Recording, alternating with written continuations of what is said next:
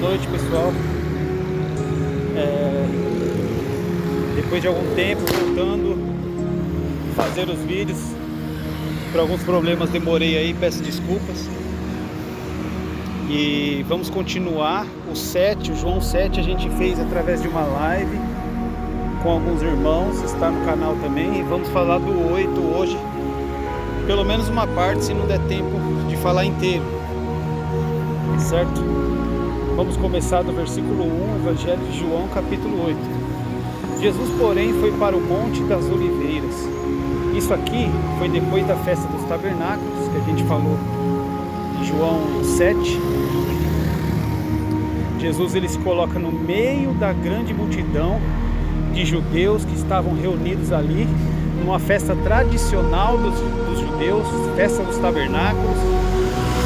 E ele grita, ele clama: quem tem sede, venha a mim e beba, dizendo sobre o Espírito que ele daria aos que crescem, o Espírito dele, o Espírito Santo.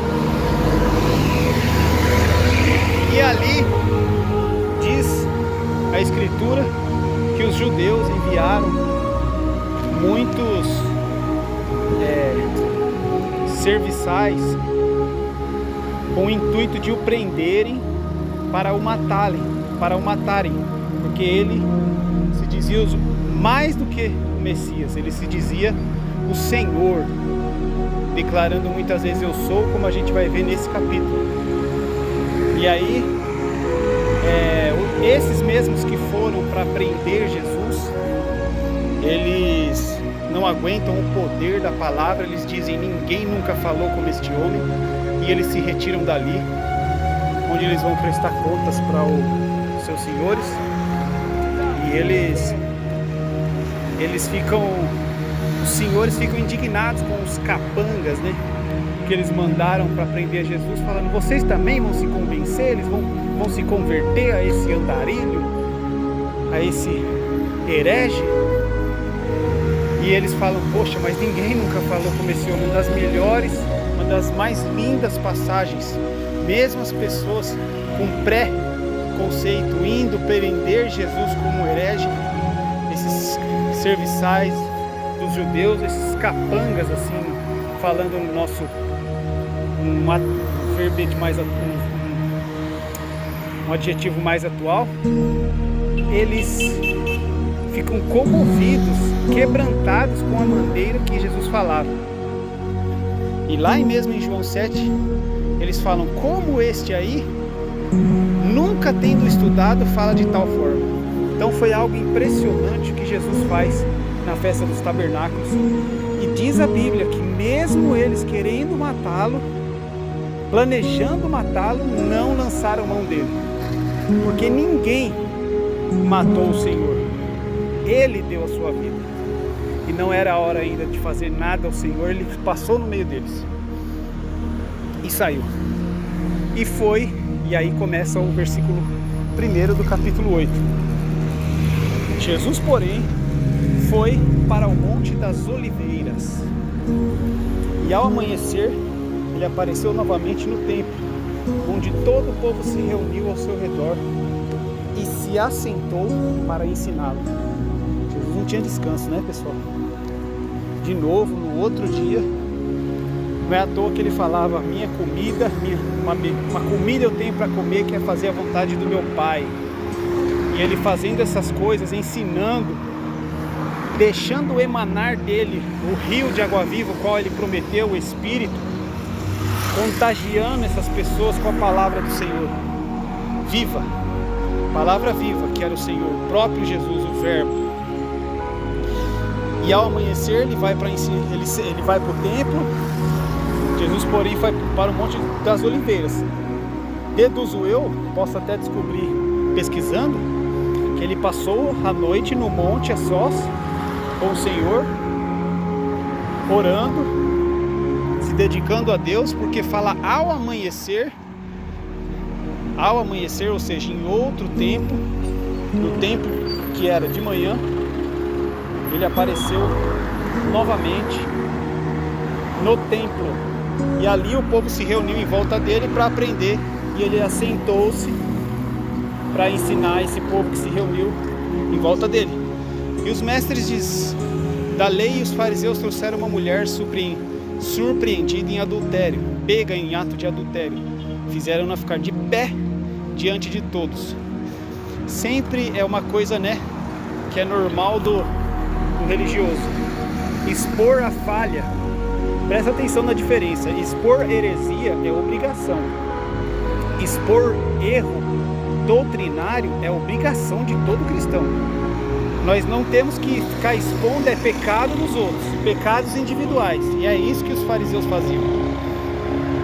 Se eu ver alguém pregando uma heresia, eu tenho obrigação de avisar. Está errado, porque tem pessoa inocente, sincera, ouvindo aquilo e acreditando. E às vezes não é bíblico, não é a palavra que diz, não é a escritura que diz. Mas expor erro individual, isso não é papel de um cristão. Se você quiser que a pessoa se corrija, se você quer o bem da pessoa, chega nela individualmente, converse com amor, tá bom? E os fariseus fizeram publicamente, colocaram a mulher diante de todos no templo. Diz a palavra que tinha vários ali. E aí, beleza? Diz a palavra que tinha vários ali, várias pessoas ali assentadas ouvindo Jesus. E eles expõem a mulher e o seu erro. Coisa bem hipócrita, bem terrível. E aí eles dizem: mestre, essa mulher foi surpreendida em ato de adultério, expondo o pecado dela para todos, como se eles não tivessem, E na lei de Moisés eles continuam dizendo: nos ordena apedrejar essas mulheres, tais mulheres. E o Senhor, o que diz? Perguntando para Jesus: e você, o que diz? O que a gente faz agora? Eles estavam usando essa pergunta como armadilha, a fim de terem uma base para o acusá-lo. Mas Jesus inclinou-se e começou a escrever no chão com o dedo. Tem muitas especulações sobre o que Jesus estaria escrevendo nessa hora. Uns dizem que está consumado. O que está consumado simboliza o pagamento do pecado da humanidade, a concretização do que João falou, é o Cordeiro de Deus que tira o pecado do mundo. Pode ser, mas não tem nada que comprove isso. Eu gostaria muito de saber. Jesus continua escrevendo com o dedo na areia, no chão, na terra. E eles continuaram a interrogá-lo, no versículo 7. Visto que continuavam a interrogá-lo, Jesus meio que ignorou eles. E agora, o que a gente faz? Na lei de Moisés diz isso, isso e isso. E o Senhor, o que diz? E Jesus bem tranquilo, escrevendo na terra, na areia, no chão. E eles continuaram insistindo. No versículo 7, visto que continuavam a interrogá-lo, ele se levantou e disse: se alguém de vocês, parte bem conhecida, se alguém de vocês estiver sem pecado, seja o primeiro a atirar pedra nela. Inclinou-se novamente e continuou a escrever no chão. Bem tranquilo, bem sereno, Jesus se inclina, continua escrevendo no chão. Com toda a autoridade do mundo, ele diz: se vocês não têm pecado, pode atirar a primeira pedra. Olha, diz no versículo 9, os que ouviram foram saindo, um de cada vez, começando com os mais velhos. Jesus ficou só com a mulher em pé diante dele. Eu acredito que, de certa forma, os judeus foram bem honestos. Eles reconheceram que tinham pecado. Porque se eles não reconhecessem que tinham pecado, eles jogariam as pedras, eles apedrejariam a mulher. E muitos hoje de nós, não tem pecado não, e tal, pedrada nela, O que é pior ainda do que os judeus. Muitos hoje não reconheceriam, não conseguem perceber, ou não querem perceber os pecados que têm, e continuam, e com certeza jogariam as pedras na mulher. De certa forma, os judeus foram acusadores, eles fizeram exposição da mulher e do pecado da mulher diante de muita gente, uma coisa muito feia, uma coisa que só quem quer se justificar demais, quer ser mais santo que o outro, ele faz. Mas nessa hora eles foram honestos. poxa, a gente tem pecado, então vamos largar a pedra aqui e vamos embora. E foi isso que eles fizeram. Então, talvez, será que a gente faria isso? A igreja de hoje, a igreja evangélica, católica, sei lá qual for a religião, faria isso hoje, né? Então, Jesus pôs de pé e perguntou: mulher, onde estão eles? Ninguém a condenou? Versículo 11: ninguém, Senhor, disse ela. Declarou Jesus: eu também não a condeno. Vá e abandone sua vida de pecado. É importante frisar que o Senhor, em nenhum momento ele acusou a mulher de adúltera, ele não expôs o pecado dela. Jesus sabia o pecado dela, claro que sabia, óbvio que sabia. Ele é onipresente, onisciente, ele está em todos os lugares, ele sabe tudo, ele é o Senhor encarnado. Mas ele não expôs nenhuma vez, porém ele pede para ela: abandone essa sua vida de pecado. Faça uma conversão das intenções do seu coração. Isso quer dizer que a mulher nunca mais pecou? Claro que não. João diz que se dissermos que não temos pecado, o fazemos mentiroso. Nós somos mentirosos. É claro que nós pecamos, mas a nossa intenção é acertar. Nós não vamos para sair por aí fazendo tudo que a carne quer. Não. A carne está morta para que o Espírito vivifique, para que o Espírito esteja vivo.